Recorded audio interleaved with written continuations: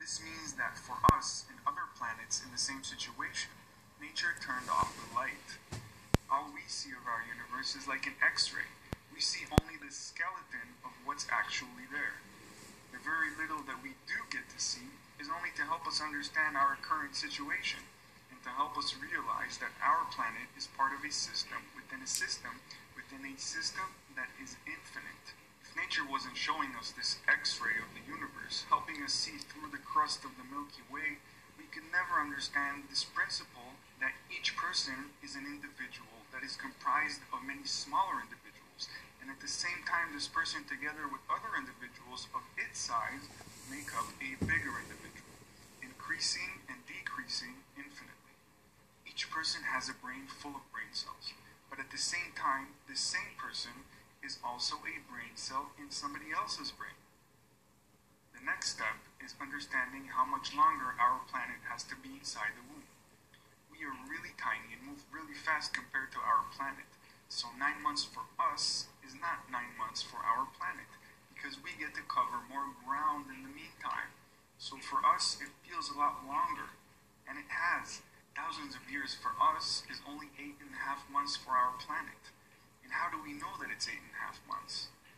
Well, it's around that time that the baby understands that it's inside a really big womb, and that it needs to get born.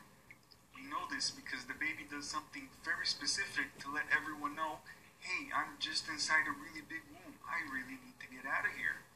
And what the baby does, it flips over, getting itself ready for birth. But to be more specific, it's the body of our planet that is going to flip over, and not the root.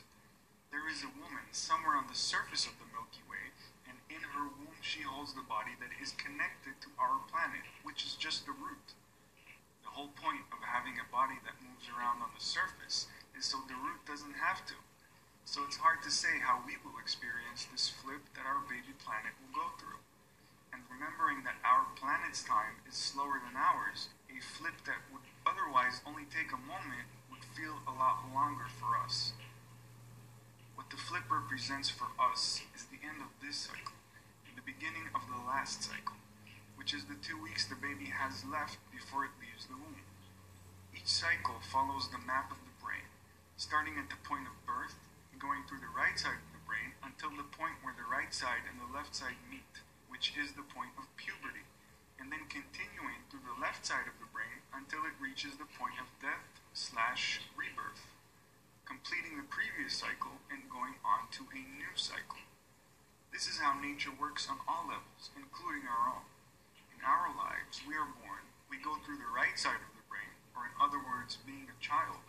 Then we hit the point where the right side and the left side meet, which for us just means puberty, which then shifts us into the realm of the left side of the brain that we know as adulthood. Of course, we always use both sides of our brain, but it's the side that we are leaning towards in each part of our life that makes us what we really are. Then we keep going until we get to the point of death, which also happens to be the point of rebirth.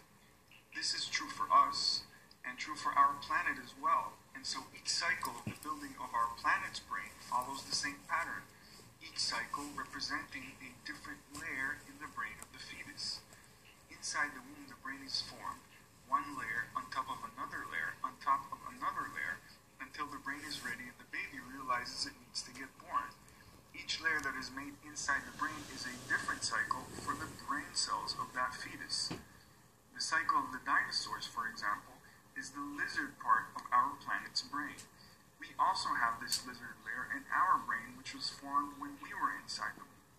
After the dinosaurs completed their cycle, it was time for a new layer called the cerebral cortex. This is the outermost layer of the brain. This is our cycle. We are this planet's cerebral cortex. We know this because this is the only layer that we have that the animals don't. So now that we are here, it's safe to say that the cerebral cortex layer of our brain is also here. This current cycle we are in is our cycle, which started when we first showed up here and will end at the time that our planet flips over, moving us into the next cycle. This next cycle will last around 1,000 years and will coincide with the 2 weeks our planet has left before it is born. In these 2 learns more about its surroundings and about its situation, making it ready for the task of leaving the womb. This is also a special time for the brain cells of the baby, because for the first time they will live in a place that knows no fear while they join hands getting themselves ready for the birth of their planet. Now the only thing that's left is realizing who gets to continue into this next cycle, which will be determined by the one thing we have control over: our actions, our choices. Making mistakes is part of being alive. No one is supposed to be perfect. The whole point of growing is making mistakes and then learning from them. What happens when we choose not to learn? By our actions, we are speaking to nature. Some of us are saying they want to stay here. They speak through action by being kind to all life. Others are saying they do not wish to stay by being narrow-minded and cruel to others, or acting blindly on behalf of others who are cruel. Only goodness can remain in a universe that's good. We are not yet alive. We are only in the corridor that leads to our true reality. Are you ready for the next step?